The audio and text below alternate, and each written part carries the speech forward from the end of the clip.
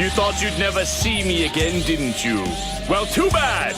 I'm alive. Let me take you back to 1993. The Cell games had just wrapped up with the deaths of Android 16, King Kai, Gregory, Bubbles, and Goku, with his son Gohan defeating Perfect Cell through the power of Super Saiyan 2 and his fellow Z fighters. Now Gohan would take up the mantle of the main character of Dragon Ball from his father. History didn't exactly go that direction, but there was one film produced between arcs, when the Earth is threatened by new evil and the Z fighters led by Gohan fight back, and that film was Dragon Ball Z, The Galaxy at the Brink, The Super Incredible Guy, or Bojack Unbound. So the main force pushing the movie is the villains, so let's talk about them. The Galaxy Soldiers, led by Bojack, who are also space pirates. You're our favorite indeed. Being a pirate is a wretched thing. Do what you want cause a pirate is free. You are a pirate.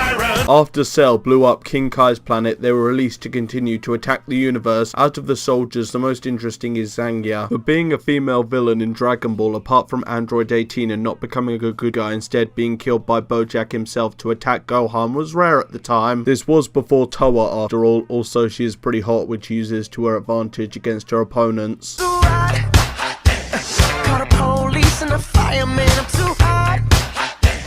The others are okay with their own quirks and powers they use for some great fight scenes against our heroes, but let's talk about their boss. With his backstory tying into the main series of Dragon Ball Z beyond being related to another villain like Cooler and Android 13 is a great note to his character. Bojack is shown as an arrogant bastard, which does sound like Frieza and Cell, but it does work for the plot, especially against Gohan. His plan of killing every fighter on Earth so he can rule it with an iron fist also sounds like King Piccolo a bit. Most of the movie villains take elements from the series apart from Beerus. Also, Bojack and the Galaxy Soldiers have returned in other media such as Dragon Ball Heroes and cameoing in Fusion Reborn, because hell is unleashed upon Earth. I love Fusion Reborn. His initial design along with his henchmen work well to get across the space pirate idea. It all adds to the theme until we get to Super Bojack, because of course there's a power up, mostly their version of Super Saiyan with the inverted colors and bulkier build after transforming. Also, their energy is green instead of gold, because I guess green is a more nefarious color. Oh yeah, and they were all designed by Akira Toriyama, as he did with every other film villain. Looking at you, Broly. What I meant about Gohan is that the best types of hero and villain fights develop both characters. Gohan, while wearing his father's outfit, stands up against Bojack and his crew using his unlocked Super Saiyan 2 form, having attained the form after battling Cell, which is ironic as his father gained the original Super Saiyan form while battling Frieza. With Goku not playing a major part in this film for the most part, Gohan is able to take focus and showcase how he's developed from the scared child to the powerful young man over the series. Like you forgot one thing, I'm my father's son!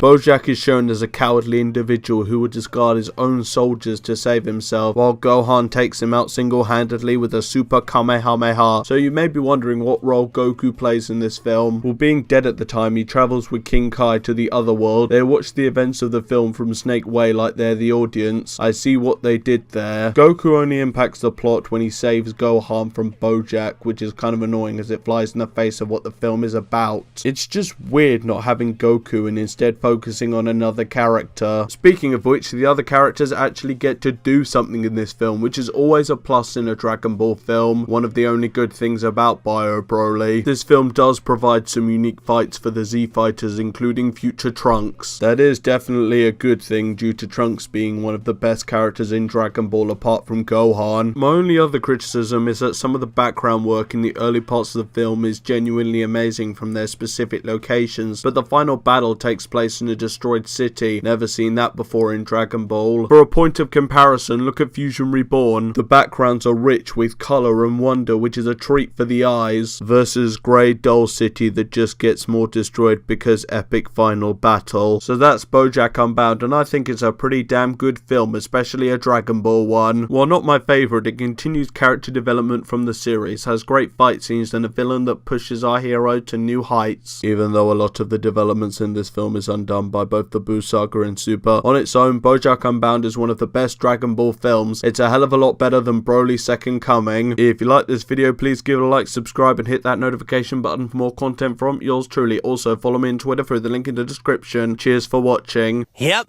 that's my boy. Even though you had to break the rules so he could do it.